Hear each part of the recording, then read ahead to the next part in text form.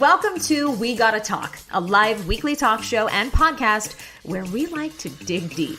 From health to relationships to alternative lifestyles and more, the one thing you will always get is a deep dive. I'm Sunny, a 15-year veteran of TV news, freelance writer, blogger, mom of 3, and wife. But most of all, I'm just a die-hard oversharer, someone who's genuinely curious about, well, everything around me. And I can't wait for you to join in on these conversations that I promise will impact, inspire, and entertain you. Now, let's talk.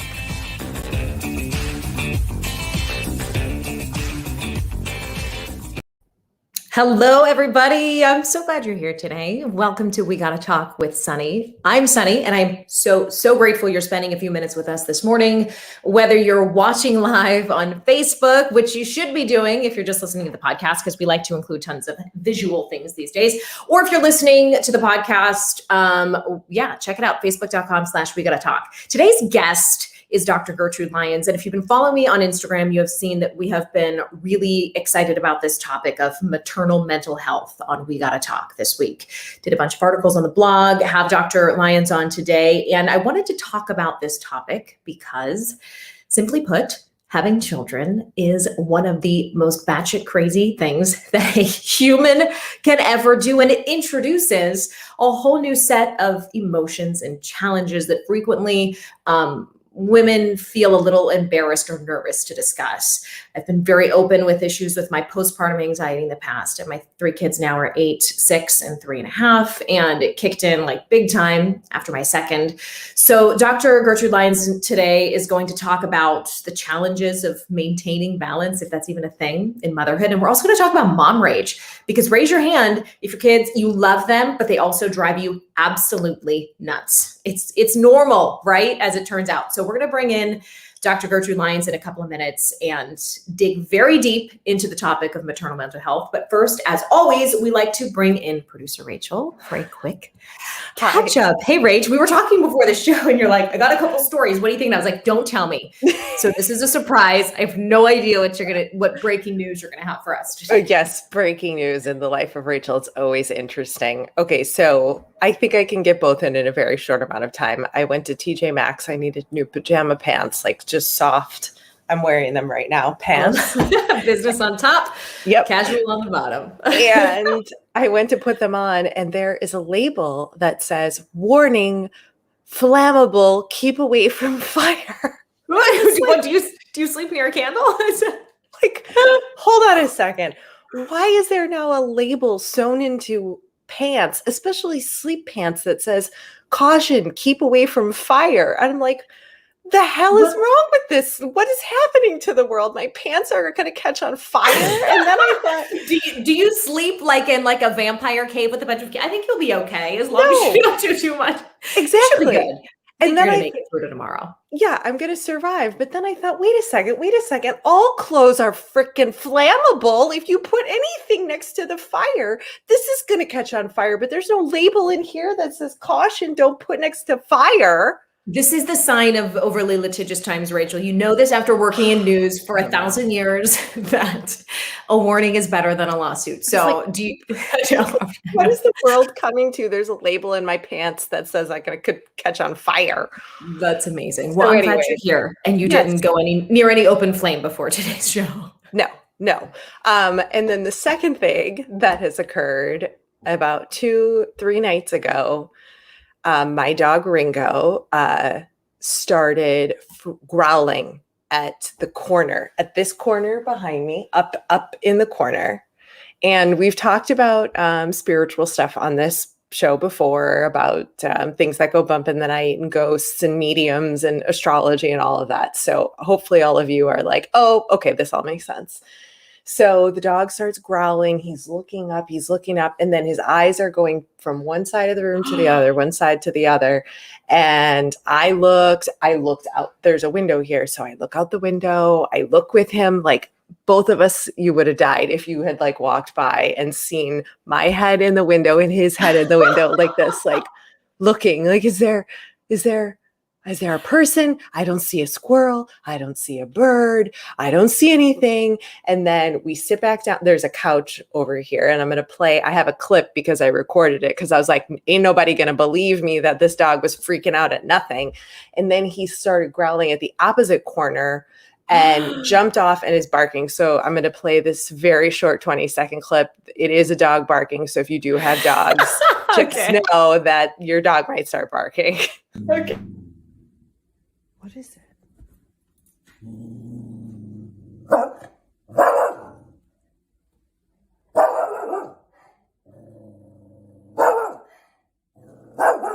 What is it?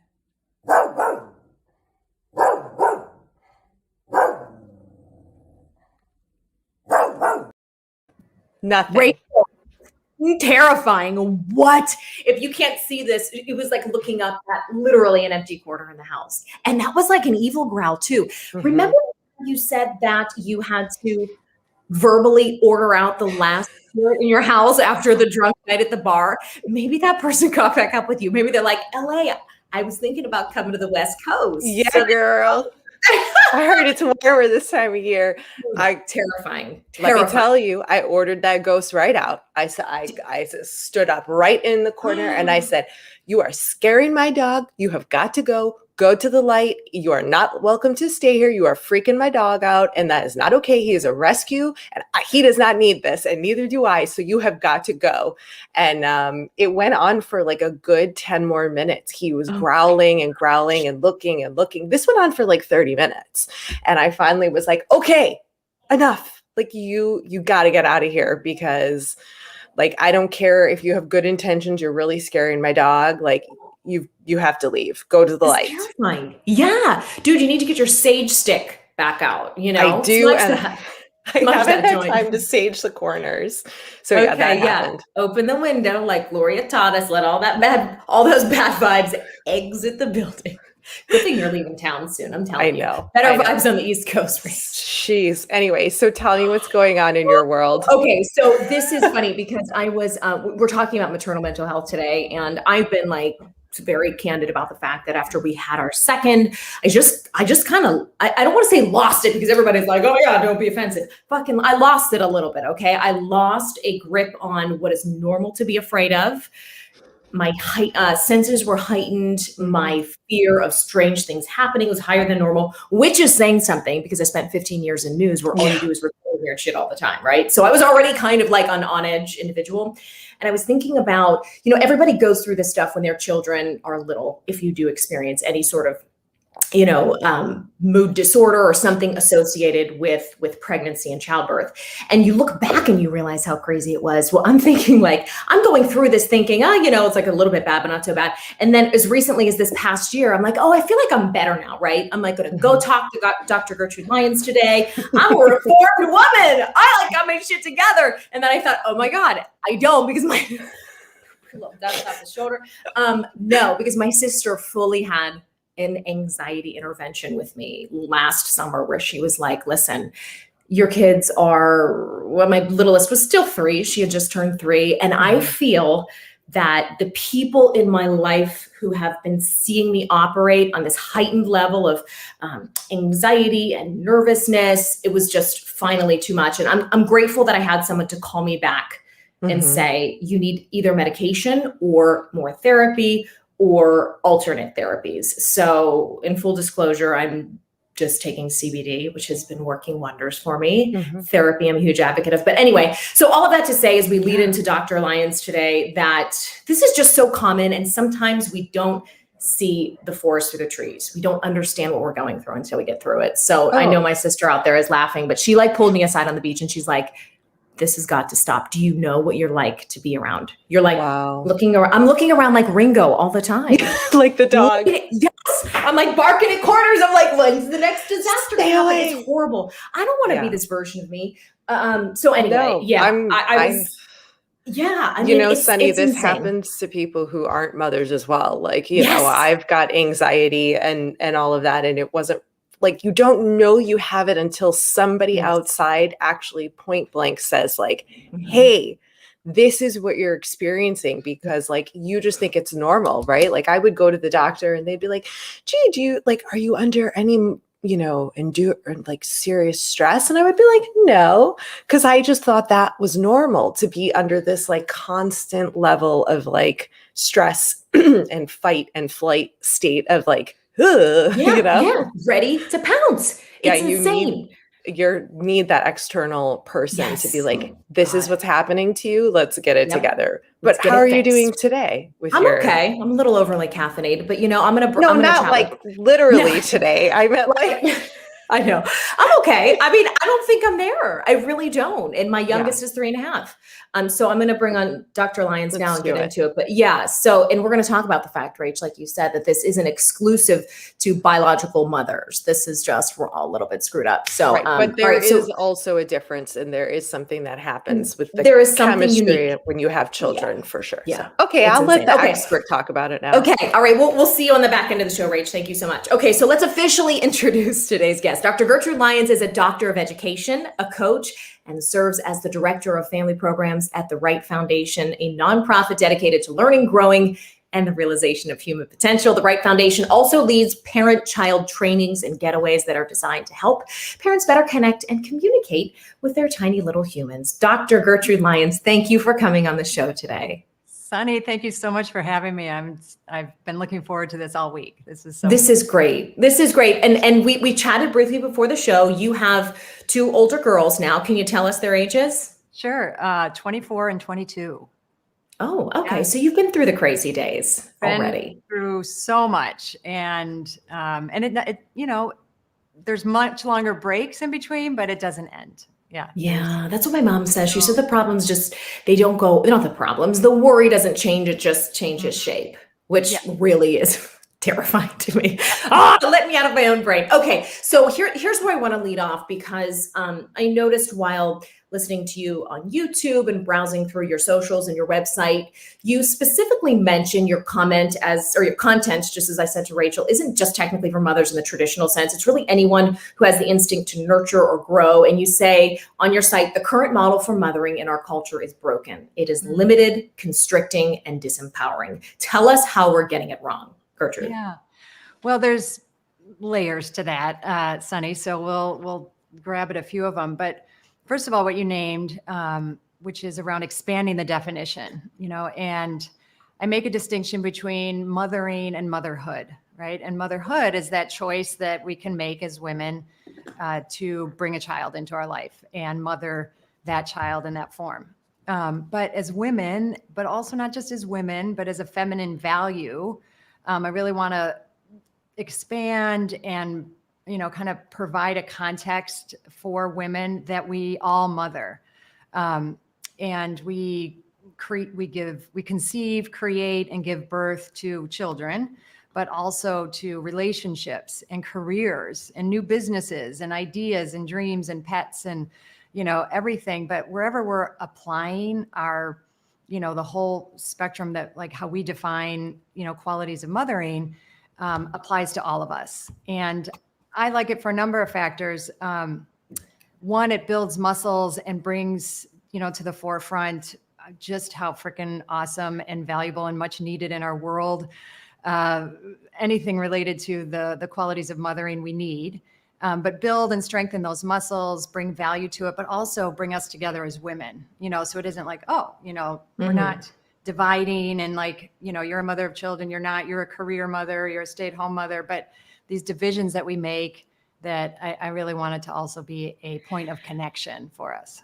I love that. I do want to focus in specifically on the biological experience of motherhood for a moment, only because there is a serious hormonal change that this chick had no idea was that serious and impactful and life-changing as it was. So we're going to circle back around to different concepts that fall under that sort of, like you said, feminine caretaker role. But let's start there, because I'm curious to know if the women that you work with, the mothers in your practice, have a common point where they realize, or a common theme that they mention when they realize, okay, I am a completely different person than I was before this child? And how do they often come to that realization? Is it a fit of mom rage? Is it a physical health issue? What do you hear most frequently happening? Yeah, Sunny, I don't know that there's a most frequent because it's different for every woman. Some women hit just, hormonal and huge emotions during pregnancy, right? Mhm. Or during birth or sorry, right. After birth. For some, it's, when they hit toddler age. For some, it's when they're a teenager. They might think like, yeah, I kind of like, got this thing and nothing's quite triggered them until a certain stage hits. And that's something we can talk about, like why is that if we want to go into that. Yeah, let's do it. Let's start in chronological order. We've got the birth process, and what happens in the body and the mind is just so crazy spectacular. But it's also crazy making. What can women who are just about to have their first child or enter into that stage sort of mentally prepare themselves for? And I say that loosely because I know there's really nothing you can technically do to fully prepare yourself. But what do you say when you talk to mothers who are entering that stage, maybe the infancy stage too, who are just starting to come to grips with the fact that their life is about to change drastically? Yeah, I think it's what is the most common thing I hear from women post-birth is nobody prepared me for this. There's no preparation out there. Why aren't there more classes? Why isn't there more? If you think about the extent that we go to school to train for our careers, but we have nothing. We're just supposed to like deal with this thing that isn't just a mental activity, as you said. Our whole physiology changes, our brain literally changes, and we're flooded, to various degrees of hormonal and emotional changes. So one thing, when I'm working with women, like as they're preparing or deciding to give birth, there is more preparation. And I think that limits us when we think about, we're very much in, we can go and look and, preparing medically, what we're not supposed to, drink caffeine or certain things like that. But we're not prepared for, the triggers or to have maybe done any personal work to fortify some of those muscles, right? And how do I prepare myself for an onslaught of strong emotions? And if that isn't something I've done to date, there are crash courses we can do just to have the awareness and just to expect it to some degree and maybe have a support system in place because we don't know how, to what extent it's going to hit us. So I work with women, if they have been on a growth path, then we can, foster and build around really strengthening our emotional intelligence, right? Like, and knowing what our triggers are. So just to name a couple of them, and you can let me know if you want me to go into any of those more. Yeah, please do. Tell us what it looks like in practice. Say a mother is ready to do the hard emotional work, get prepared as much as she can. What do we do? What does that look like? Yeah. So when I work with women, either I do a mastermind on this, I do, individual coaching and intensives on it, which is if, say you're someone who maybe has done a little bit of work, but not that much. There are several things that we really want to hit on, particularly around mothering.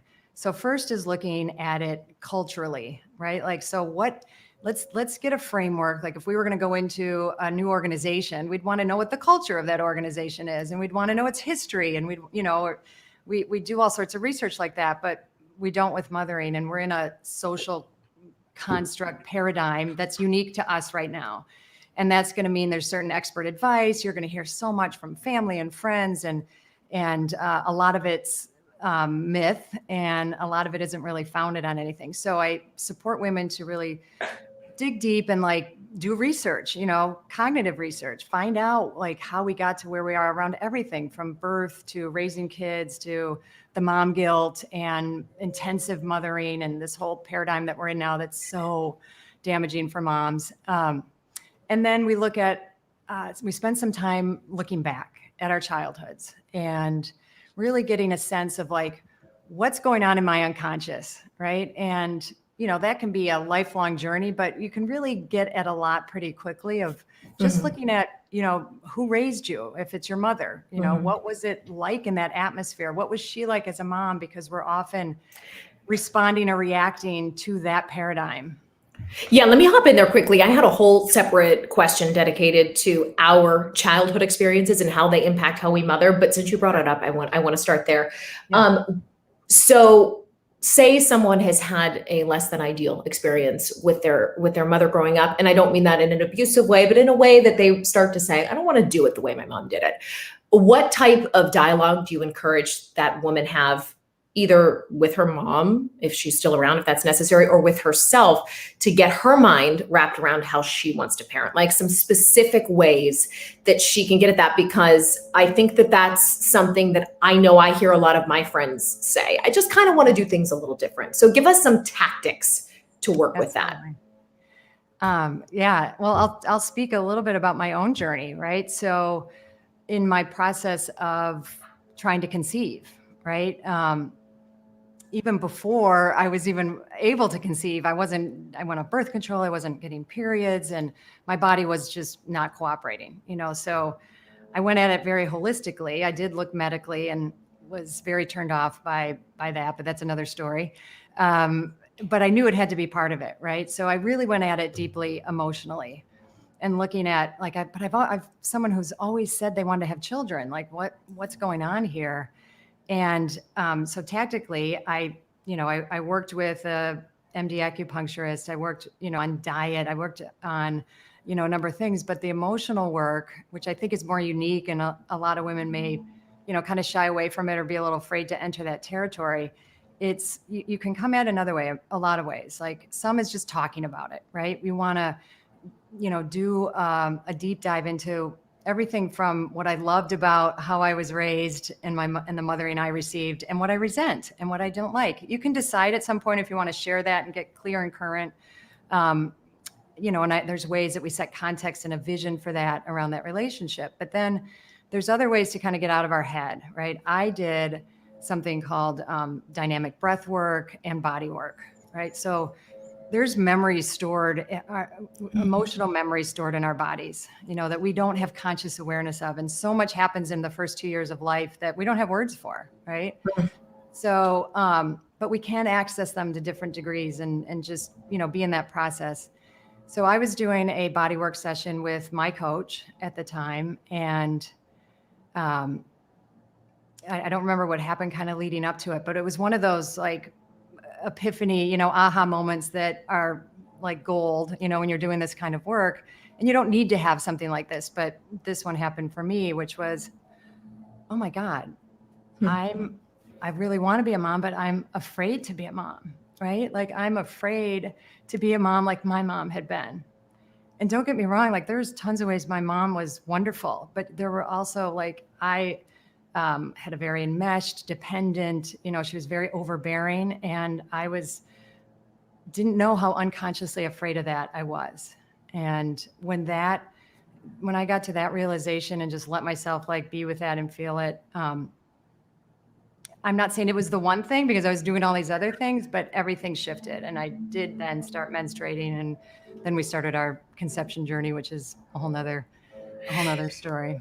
Can I hop in? When you say overbearing, what do you mean by that? If you're comfortable talking about your relationship, I'm curious. Yeah. So she was incredibly critical, right? So it was her way or I learned to comply. I decided to take the role in the family of like complying. I kind of took it on as my job to take care of her. So that meant, doing whatever she said. And believe me, I heard it if it didn't match what she wanted. And that was, a lot of those memories are around like how clothing. They weren't like, like you're a terrible person. There were things that she acknowledged me for, but, there was kind of some incessant criticism. And, if you asked for her opinion, you better follow it. Or, in her words, don't ask my opinion. And she's quite clear to say, I'm always right. Like if I say something, it's right. And, that kind of, overbearing. Does that make sense? It makes total sense. And gosh, it is making me just, and not that I'm pretty deliberate with my words with my kids, but just making me realize how much our young children in particular can really absorb our interactions, not only with them, but other people, and who they perceive us to be in the world, how that impacts them. And, I don't want to like throw one more thing for mothers to worry about out there, because I feel like we are constantly critical of our own actions, but it's food for thought, Gertrude. And I love that this is part of the discussion, because I just do think so much of how we mother and parent, at least in my experience, is informed by that. And it has taken me marrying someone who is completely opposite of me to be acutely aware of my shortcomings. Thankfully, we work well together. And so where I lack, he is strong, and vice versa. But it's just something to think about. They're always listening. They're always watching. They listen how we talk to them. They listen how we talk to ourselves, how we talk to our partners. It's bonkers how much work. And we can't drive ourselves like too crazy about that. But, to be aware, and I always tell moms too, like, we're not going to do it perfectly. And yes, we are their models. Like, I don't care, they're absorbing, we're wiring them just as we were wired, in our childhoods. As adults, we then have choice. Okay. But they're being wired, and that choice, but they also know when we're working on it. They also, get, any amount that we decide to, explore this or take this on or do a little bit better, and find ways, to deal with, like, listening to this, to this show or this podcast, that means, we care and we're looking for something. But the important thing is then that, we have choice, right? So we don't want to just reactively say, I'm going to not, be my mom, or I have to do it just like that, but that we then create a vision for what our mothering is going to look like and set our own standards. I've also embraced the apology. I know that generations past have said, it doesn't matter what I say. It's like you said, your mom said, it's right because I'm your mom and I am older than you. But I have started to just really embrace apologizing to my kids. And I'll be frank and I'll say, listen, I completely lost my temper there. I just want you to know you didn't do anything. I just am having a hard day and I'm really, really sorry that I screwed up. But I love that, Sunny. I'm not perfect. I mean, this is not like me trying to, look at me, a parenting expert, but I am a quick to react kind of gal. I'm Italian, Dr. Lyons. So not to make generalizations. I love that. No. We run hot in our family. You know what I'm saying? So yes, I have found that is, if you can't stop it before it happens, I try to acknowledge and apologize. So, well, can I add to that, Sunny? Because something Sure. you can do then from that is, can we have a do-over? And I would do do-overs a lot with my kids, like, and they would start calling on me. They're like, is this about me, or are you stressed, Mom? Or I love that. when you start doing that, and they're like, I'm going to share one story. Is my daughter was in like 3rd grade or something. And, so we've been practicing. Because I don't think we should act like we know it all, right? Because we don't. And it doesn't mean we're like, oh, I'm so sorry, or like, the like kind of swarmy apology, but it's like, oh yeah, no, you didn't deserve that whole charge that I just gave you. Yes, I'm upset with what you did, and we can talk about that, but you got way more, and let's do a do-over. Let's do this differently. And one time I came into my daughter's room, and she was like in 3rd grade or something. And I don't know what I triggered me, but something, right, that was innocuous. And she looked at me, she's like, Mom, do you need a session? I was like, I'll do a session for you. Oh my gosh, that is brilliant. Is she studying like psychology or psychiatry? Yeah, she's graduating with a psychology degree that she's not going to use in that direction, but I've thought about it. I'm like, should I like do that? Like, I don't want her like, taking on my problems, but like, why not play with it? Right. And she's like, tell me about your day. I love it. Oh my gosh. Oh, that is adorable. And you know what? It is important, I think, too, for kids to realize that their parents aren't always perfect and right. Because I remember a distinct moment in childhood thinking, oh my God, they're human. They're human after all. My parents are not like these pre-programmed statue people that are just sort of ushering me through life. They're human and they mess up. True. And that's kind of scary too, because you're like, well, who's actually steering this ship? So maybe if they realize it younger, they'll become a little better at being independent. So I love that. I want to move right into mom rage because I feel Sure. like, the topic that we have been pushing here, because this is a perfect segue into it. My first question for you is it possible to stop it before it happens? I was going to ask if it's normal, but I know that it is normal. I know that everybody has an explosion of anger as a parent. So I'll ask you what tactics you use to maybe halt or divert that energy. Yeah. Well, we can start, and there were a couple times, like in our conversation, like, oh, this is related to mom rage, right? Like, because some of the preemptive, like when you say, like, are there things we can do to mitigate it or lessen it, like, before we get there? And one of the things I would say about that is in this whole, looking at our past and our upbringings, when we can come to identify unfinished business, as we call it, or triggers or places where we have like deeper hurts or wounds or, things emotions and expressions that weren't allowed. So the more we are with that, we can then sometimes recognize in the moment, like, what the trigger is. Most often not, most often, like if it's hit that level, and Dr. Bob Wright, who, has founded these trainings that we'll talk about and was my coach. One time I remember saying, like, oh, like, I just want to like, I'm so angry. And, I had moments of reaching mom rage. He's like, well, that means you've let something, one reason can be you've let something build for too long, right? Like, so say it's a behavior of theirs. Sometimes, we're busy, whatnot, and we've let it go. And then it's going to hit a point where it's, we've reached our limit and we blow, right? So where we can learn to notice things before, when it's just kind of an agitation about something that's triggering us or that they're doing specifically.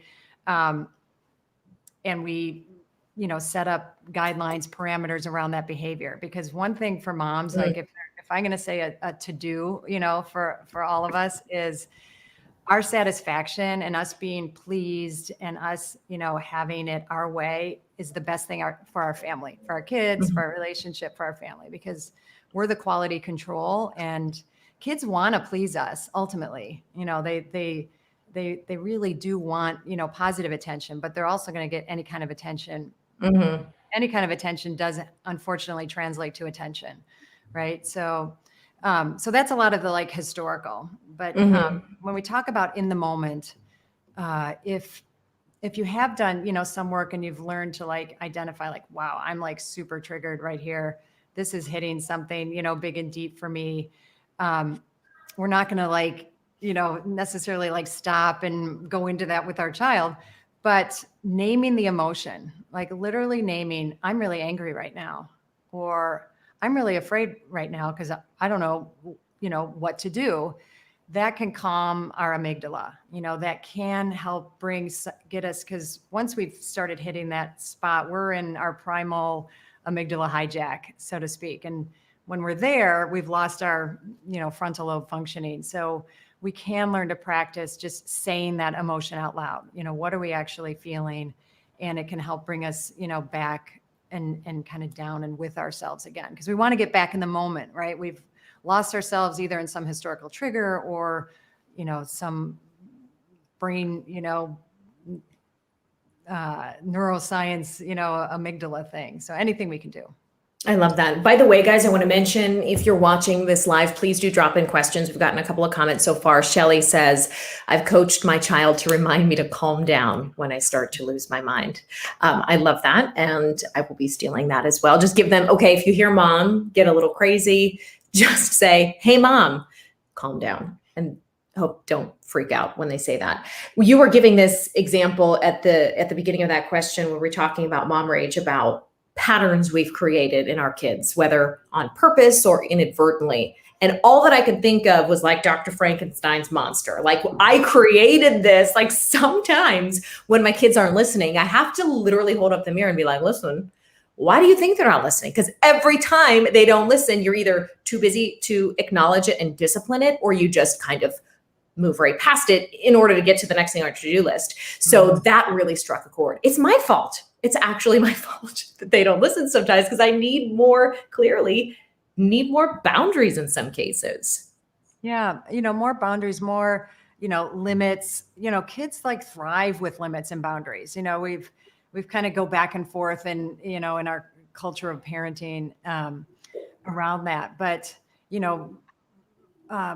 they've done studies, right, on a child who's given, they're put in an atmosphere where there's no fence, no boundary, right? But they'll stay super close to the playground equipment, right, when that's the case. And then they put a fence around the playground, and then the kids explored the whole landscape. Wow. Right. That's fascinating. Yeah, isn't it? I found that to really be so. And so when we know that our limits and boundaries, choices, consequences, those kind of things, when we bring in those tools into our parenting, are just our best gift, right? And there might be, and I always, support parents, like pick one, pick a behavior that really, you've let happen, right? Because I think you saying that and owning, like, we are the authors here. We've allowed a behavior that really triggers us or doesn't support us to go on,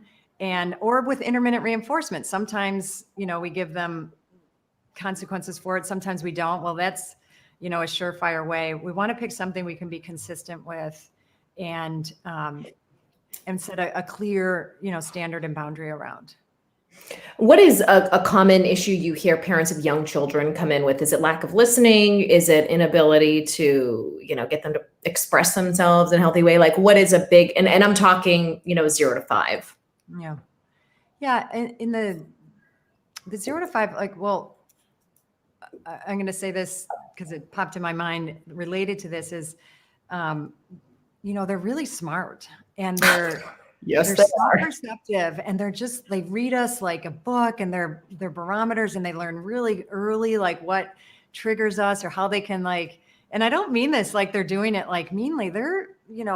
They're wired to survive, right? So they need to figure out the family system. They need to figure out where they fit in.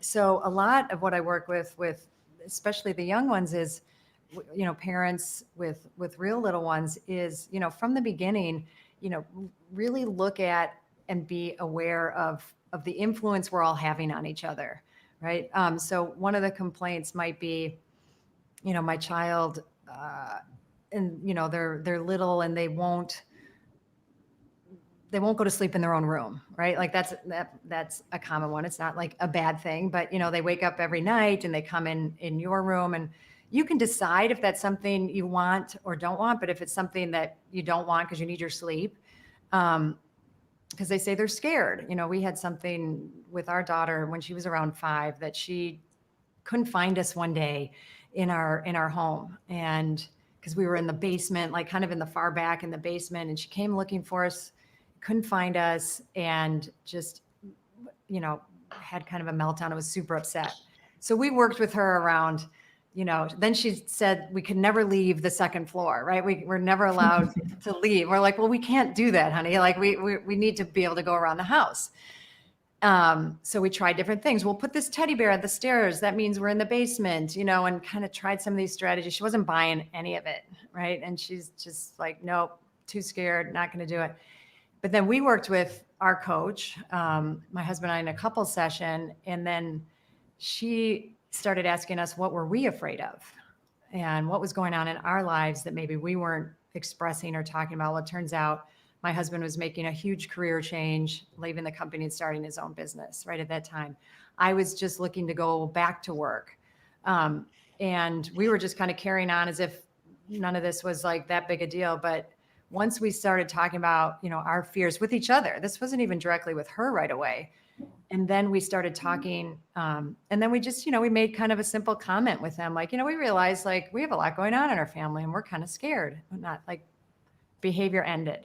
Like, oh, wow. So it's something I don't think is talked about a lot. Like, when I read articles or look at things around, even mom rage or tantrums and stuff, is we forget to look at the system, and they're playing, when we say this, they're barometers, right? And when they're little, before we've socialized them out of their emotions, they have really strong ones, right? And And a lot of times parents just don't know how to deal with, we don't know how to deal with strong emotions. So some of that is our own, fact that emotions weren't okay in our life. And now here we are supposed to like calm them and soothe them. And, and I see things about like, calm yourself, like, yeah, breathe, definitely do all that, but understand that could be a whole lot more going on inside you, and that impacts in our lives. And, so look at this year, right? It's not an accident that kids, that maybe had normal amounts of tantrums, they're through the roof now. And, we're all feeling it, and they're feeling some of ours. So the more we can take care of ourselves,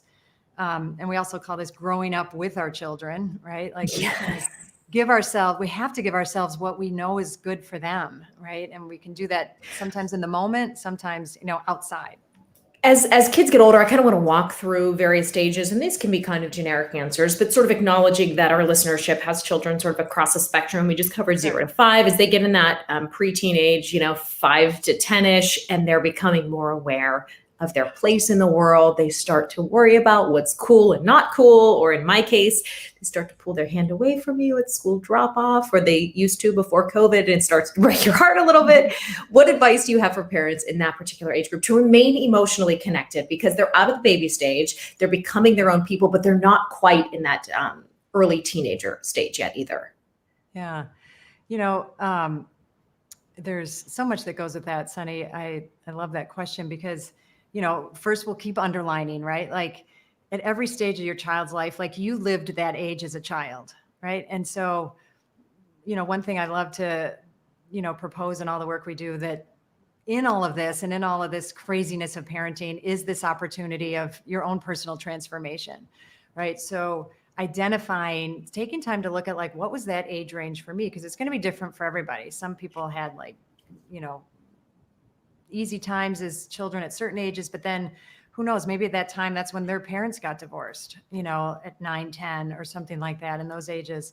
So you might then, shift your behavior or, have emotions come up that you don't even understand when you're dealing with your child. So giving that as an example, but it is, and you named it, like it is a time that one of the hardest jobs of parenting is to know that our job is to make them into independent, thoughtful, critical thinking beings that leave you, right? Like, is that just like, who signs up for that, right? Like something that you're Crazy gonna pour your heart into, Yeah. give so much to, and to know that you did your job well is that they're off and on their own, living well, right? So, and that's where we get, if you have a partner, like to go to them and say, when that child doesn't want to be with you like they used to, or snuggle, or, like you said, hold your hand going into school, like validate those emotions and have them, fully with people. Cause that's part of your healing, part of your letting go. So kind of a combination, right? Like the in the moment feelings that you're having about the stages that really involve them becoming more independent beings, have places that you can really like dive into those. It's a beautiful gift that they're giving you. But also there might be triggers of stuff that's going on for them. And, you maybe suddenly find yourself super overprotective because that was a scary time for you, or, things like that. To sort of be aware of what we were like, we remember, I guess, too, because we all had those feelings with our parents too. We have more choice, right? I just want to underline that. Like our choice is limited when we think like, or we're just like, try this strategy, but it doesn't have any meaning to us. But we can expand our choices the more we know about ourselves. Are you an advocate of the once a week, once every 2 weeks, sit the kid down, just ask what's going on, kind of the face-to-face conference, as it were, right? And how does that look? I mean, because there are some kids who are more willing to lay it on the line, and there are some who prefer to be in the back seat of the van when you ask them a question. So how can we practically connect with our kids on a regular basis and actually get them to open up? Oh, I love that, Sunny. It's a dance, right? But when you said that, like once a week or one, just to, give your children or child some of their own dedicated time. And that doesn't have to be a lot. That doesn't have to be, a whole day. But, sometimes we call them our, mom-daughter date, whatever. But when they know that they're going to get, and you can decide if this is like 5 minutes a day, a 15-minute chunk of time a week that you have just with them. And you can do things like, all right, you get to decide what we're going to do for that half hour, 15 minutes, hour. Like I said, we kind of talk about what works for each individual parent. And, you build kind of security and safety that way. Oftentimes, especially if they're older and you haven't done something like that, you say, we're going to start having a weekly talk and you're going to share. They're going to be like, no, what they're going to invest in a padlock for their door, Gertrude. They're going to exactly. be like, no thanks, I'll text you. Right. But if you've had some, things that were more playful and every now and then putting in like, so tell me about, such and such, and leave, open-ended questions are always, much better than like specific, like, are you liking school, or how's it going with so-and-so, but just, tell me about, band. I don't know why that came up, but tell me about the sport, and you leave it more open-ended. Something else I'll offer that you can do like individually with each child or as a family, because if I haven't gotten the point across, like having, more awareness, more connection, and openness with our primary emotions is, such a lifesaver and gift that you can give yourself and your family. And, if that's not something, you're acclimated to, fine. You can do it together with your family. And a way that I do this with, and we've done it all along with our family. We still do it as a couple and with our adult daughters, which is play the feelings game, we call it. And, if you have a meal together, there's a time, or you're just with one of them individually, where each person gets a turn to share about their day and somewhere where they felt each of what I consider 5 primary emotions: fear, hurt, anger, sadness, and joy. And we can talk about those 5, separately. So from there, we all get to start thinking about our day differently. We've all felt each of those 5 emotions, numerous many times in our day, but we don't know to identify them. We don't know to normalize the fact that we're having these, through our day. And I can't say, that was always like our kids always loved playing the feelings game, but they so appreciate it now. And, really felt like the foundation that gave them in their lives has been really big. And it's allowed them to like feel more okay to share with us. Yeah, I love that. And I will be stealing that. Okay, I want to get to a couple of Instagram/Facebook questions we got, and you can answer them as quickly or as sort of detailed as you like. They kind of span the experiences here. So the first one says, what's a quick way to remind ourselves that we are doing enough? Yeah. Well, my quick answer to that is like, you're doing enough. If you're listening to the show, it means you care, right? And we so underestimate that because we're so used to looking at our faults. And I feel kind of teary thinking about it now because we're so hard on ourselves, and we've learned to be hard on ourselves in school and in our careers. And then this is no different. Only, we know the state, our heart's in this more than anything else. So if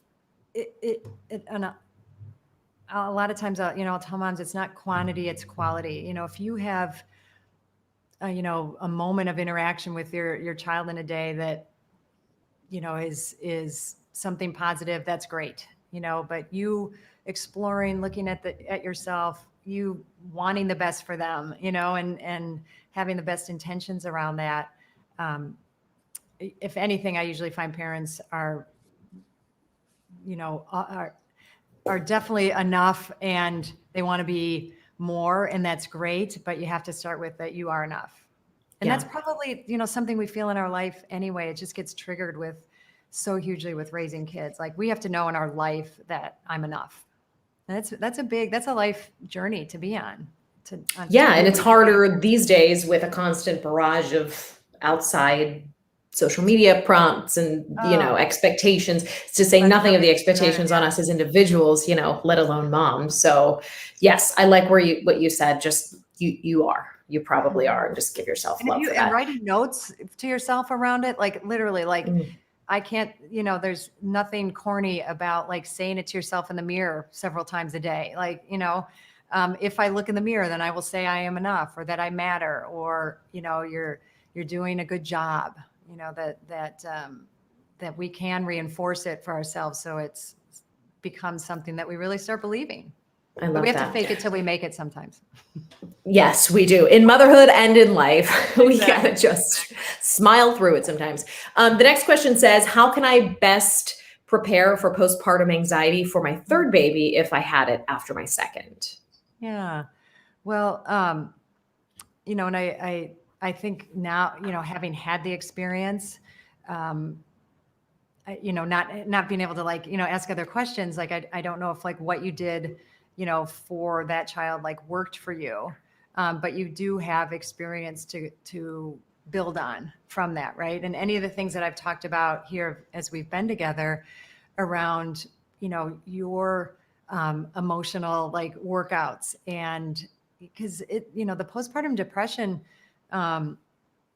there's such a range in it. And, how do we, how can we practice being with strong emotions, right? So depending on where you're at in your life around grappling, with strong emotions, because in our culture, we think the most important thing is to just damp them down, right? And like shut them off. But if we can learn to ride the waves of them, and, there's, when I say like crash course, we can definitely like raise awarenesses on like what that's going to be like. What were the warning signs? Like, were there things that, and what's my support system and how strong is it? The people are really going to, support me and, be with me through the strong emotions and places I can get myself, fully expressed and know that all of these feelings are okay. Cause a lot of times we just don't think they're okay. And I'm talking, I'm going to call it, on the continuum, not, there's times, sometimes, we medication is your best resource, but there's often a lot more we can do and try and be with before we get to that point. Because Awesome. then you get to see how, resilient and powerful you are once you've worked through that. Yeah, I'm hearing a lot of you frequently say checking in with yourself and acknowledging our own feelings, because that is what projects. And I love that, because it's all about, there are some things we can't control as parents, and we can't control who our kids are, right? I've learned We that. can't control a colicky baby. We can't control, No.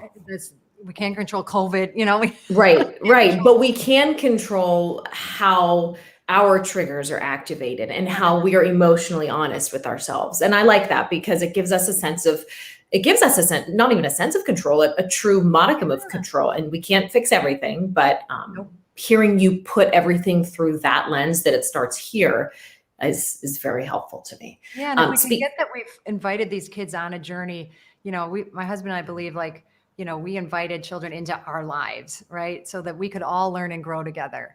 Not that I am now suddenly supposed to be parent expert, and do some job that I've had no training for. It's like, yes, I can, learn about myself, learn skills. There are good parenting skills, to learn, but we're in this together, right? And we're all learning and growing along the way and growing up together. And that journey gives a lot more grace, a lot more expansion into what's possible for all of us. I love that.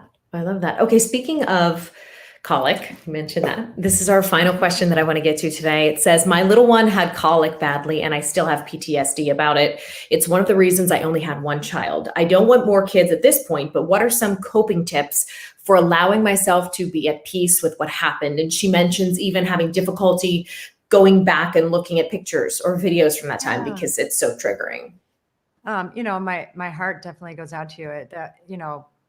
That's an experience like no other. I didn't go through it, but I've supported, and been around colicky babies, and, that just wears you thin. And one to, just to have a lot of compassion for yourself. And Kristen Neff has a lot of really great tips and work around self-compassion. That's one place to start, but also, this might be a good place to do, some other modalities like breath work, like that I talked about, that help me get at, because there may be, other things that are tied to other experiences that, that long stint of colic triggered, or, that also then is kind of sitting there, because like I said, our emotions have memory, and they are sitting in there. So if you can find a safe place, and coach or, someone to work with that can help, ease you into that and guide you through it. I just think it would be huge, because I don't want you not experiencing, all of life, whether there might be other things that you say no to just because it has the same trigger. It's not going to be a colicky baby exactly, but I'd love for you to have some peace with that, some awareness, of what that is. And sometimes it does mean going back into it, but that can be done in some beautiful, safe environments.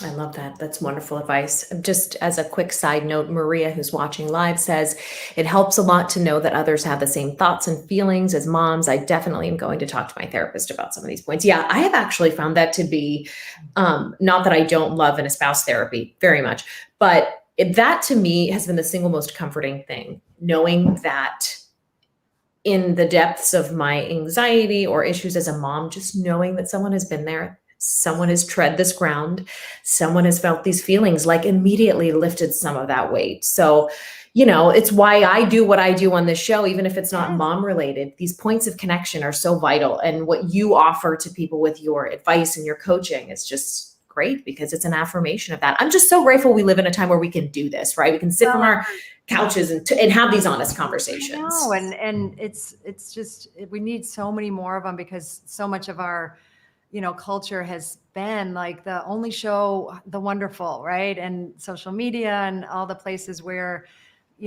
as much as we might know better, like we think we're alone because it doesn't look like anybody else is having these issues till you find places like this, or, you seek it out to know that of course you're not alone. It's a hard, messy job.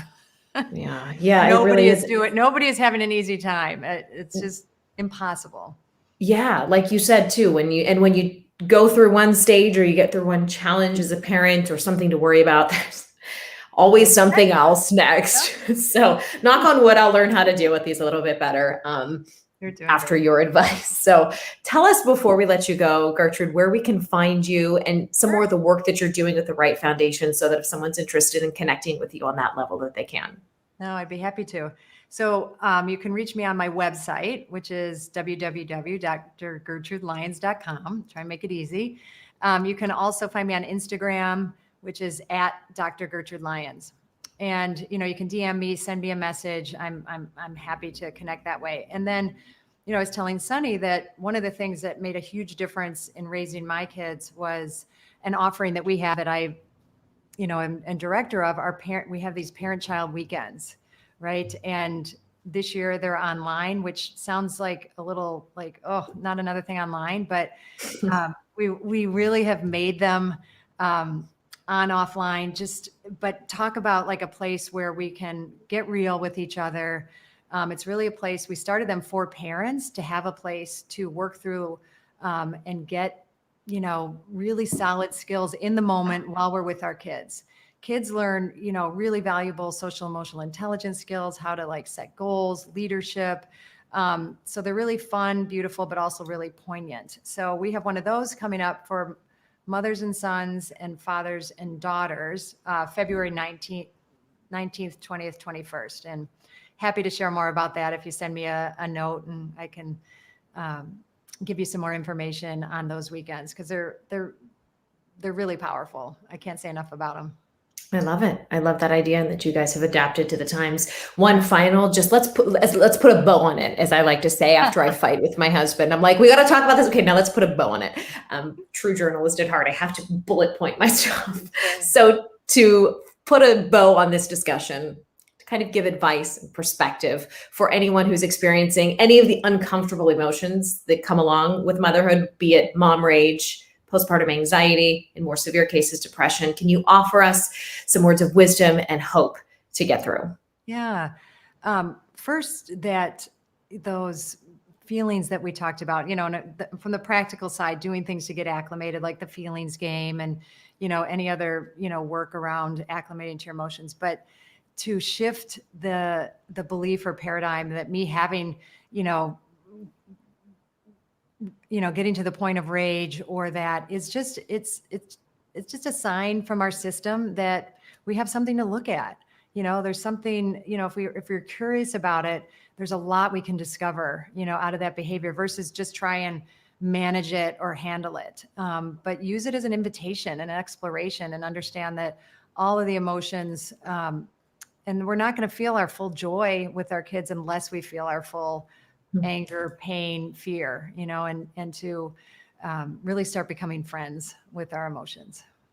Ah, that was so beautiful. I'm pulling that quote from my Instagram. That was amazing. Dr. Gertrude Lyons, thank you so much for spending time with me this morning. This is such a treat, Sunny, and This is thank you for amazing. doing what you do. It's beautiful. Oh, thank you. It's my pleasure. We'll be chatting on Instagram, I'm sure. So thanks again for your time. We'll see you soon, Dr. Lyons. Great. Thank you. Bye. Ah, that was good. I'm going to bring producer Rachel on. Rach, can you hop on a little bit? We talk all the time about this stuff, don't we? Like how we were raised, how we were mothered. And doesn't it blow your mind that like we can't get away with anything because kids are always watching and Oh, yeah. they're always like reacting. I got to say, I've sort of been in the camp of, I really don't know if I want to have kids. Like, I've never really felt that need or knowing like at all, but hearing a lot of what Dr. Gertrude was saying just about like, it's an opportunity for us to grow with them and like recognizing that just straight up, like, I'm super terrified, like, of doing like any and all of it, is a good way. Because people like, I'm single and I date, people are like, oh, do you want to have kids? And I'm like, I don't know. But I think actually the answer is, I'm afraid, but I think when you have the right person and the right partner in your life to do it with, it makes a huge difference. It does. And it's hard to tell a person you're on a date with, like, yeah, I want to have kids with you. Like, I don't even freaking know you. Like, how am I supposed to like just know like that you're going to be able to like do this with me, What's funny too is like I'm thinking about this and not to like crap on Andrew because he is as supportive as a parent can get. My husband, yeah, he's amazing. But it still was always my work to do, like not the physical labor, but the work up here. And any challenge that I had, whether it be anxiety related, as much concern as I had from the outside, like I said, from my sister or my mom or my husband. What I loved that Gertrude was saying is that it's only I could do the work, right? Yeah. Only I can control the mom rage. Only I can control the way that I react or how I communicate with my kids. And it's scary because it's a massive, massive responsibility, but I don't know. I find a lot of freedom in that. So as much as you have support, gosh, this is like sounding really depressing. I'm like, nope, you're in it alone. You're not, but you know what I mean. You are. You're in it alone with yourself first. Like you've got to check in with yourself and figure your shit out. You have to take care of you is what I'm saying. And that's, I think what I've learned is that at the urging of people, and thank God I had those people that held the mirror up to me, or I would have just kind of kept my head down and kept going. But it did come down to it. It came down to me calling the therapist or getting on a supplementation routine or getting out of the house. It always came down to what I was willing to do with myself, which is to dive even deeper. Something I never saw my mom have the ability to do, the time or the luxury or the privilege to do was she couldn't step away and reflect and take care of herself. And she did such an amazing job for someone who was nose to the grindstone 24/7. So it just gives you a whole different appreciation after you. Oh my gosh. Yes, for sure. I think, there was something I wanted to say and now it has left me, but knowing that like knowing our own feelings. Oh, I remembered. And it comes back to my dog. So we started this conversation about how Gertrude was saying that we parent in all sorts of ways, not just with raising children and deciding to invite them into our lives and our experience and growing together. But like, I have realized so much more about like how to be a mother to my dog, right? Like he's a rescue, so he's afraid of things and I have to give him boundaries and training. Like there's so much I have learned that's taken so much of the fear away. Like when I first got him, I was so afraid of like, how do I make him safe? How do I make him know he's loved and that he's okay and that he's not going to bark at somebody else and like all of these things. And like knowing that I can do this with a dog also means I can do this with myself, right? Like I can be compassionate to myself and acknowledge my own feelings outside of raising a dog, right? Like I'm not raising a dog, but I'm doing those kinds of things. Like I think it takes a lot of that fear away from like the fact of like, if I did decide to be a parent, just knowing that that's something I could do. Like I have the tools to do it. Yes. You would be so good. I That's will cheer kind of you, but I mean, not that it's like a competition to like win or something, but truly it's the women I see who are connecting with their real feelings, who aren't going out of their way to make it seem a certain way. They're parents who, like to make it seem like it's easy. And that's great. If that's your bag, baby, as Austin Powers says, if it's your bag to make it seem like it's easy all the time, more power to you. But for me, being able to live, or to have friendships that allowed me to like be authentic and messy and yucky and angry and have mom rage has really helped me. And you're that kind of person. You're honest with who you are to yourself and the world. So you'll be fine. Yeah. Can I be the godmother? Of course, Sunny. Of course. And then you're going to be the one that I'm going to call and say, God damn it, Sunny. Why did you tell me I could do this? I can't do this. I don't know what I'm doing. Take this child for a weekend. Just add to the 10 you already have. I will take it. I will take it. I would have another baby now if I could, but I can't, so I won't. But yes, I'll take your baby. Well, if I have one, you can just have mine for like months at a time. It'll be fine. Just drop them off with Auntie Sunny. I will take care. Oh gosh. Okay, Rach, thank you so much. Yes. All right. I'll see you soon, girl. Bye. Thank you guys so much for tuning into this episode. This was full of such great information. This is one of those interviews that I didn't expect it to go like it did in the best way possible. I love a good tip and takeaway and tactic and something we can like sort of dig our teeth into. But truly what I took away from this interview, and maybe you did too, maybe not, hit me up on Instagram and let me know your thoughts, but is that we own our emotions and therefore we can be in control of at least one aspect of how things turn out. We may not control the end result, but we can control how we react to it. It was just very empowering for me to hear Gertrude say that. So please do follow her on Instagram. Follow me on Instagram at Sunny Abada. I have said this before, and I urge you, please, please, please, please do this. Leave a rating and review on Apple Podcasts, especially, or wherever you listen. It makes a huge difference in how this show gets out and gets to people who might enjoy it or find it useful. Please do that. That's actually not even a request. That's a demand. Please. Oh God, help me. Okay. I'll see you guys on the blog, wegottatalk.com/blog. I am on there every day. So if you like today's topic, you can go and read a ton of articles. We have interviews with experts posted on the topic of the week. We have other interesting reads and articles. So please be sure to check that out. And like I said, follow along on Instagram too, at Sunny Abada. Thank you so much for listening and being here. I value you and I value your time. I will see you next week with more good stuff here on We Gotta Talk.